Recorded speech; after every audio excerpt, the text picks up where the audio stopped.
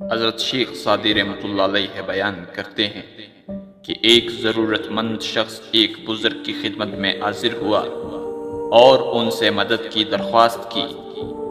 اس وقت بزرگ کے پاس کچھ بھی نہ تھا۔ انہوں نے اس کی مدد سے معذرت کر لی۔ اس شخص کو ان بزرگ کے اس انکار کا یقین نہیں آیا کہ ان کے پاس اس وقت اس کے مدد کے لیے کچھ نہیں۔ وہ ان کے گھر سے باہر نکلا اور ان بزرگ کو برا بھلا کہنا شروع ہوا، اور جو منہ میں آتا گیا وہ کہتا چلا گیا۔ اس وقت ان بزرگ کا ایک مرید وہاں سے گزرا۔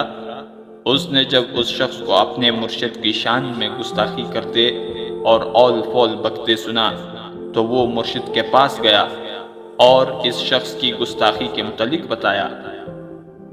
اس بزرگ نے اپنے مرید سے کہا کہ اصل تکلیف تو نے پہنچائی ہے۔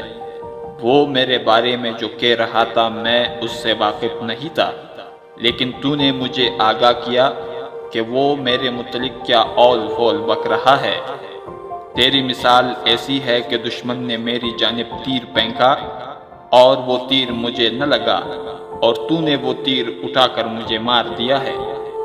وہ شخص میرا محسن ہے کہ وہ مجھے اول فول بک کر میرے گناہ کم کر رہا تھا، اور اگر قیامت کے دن اللہ عز و جل اس شخص کی گواہی کو قبول کریں گے تو ہو سکتا ہے کہ مجھے دوزخ سے نجات مل جائے۔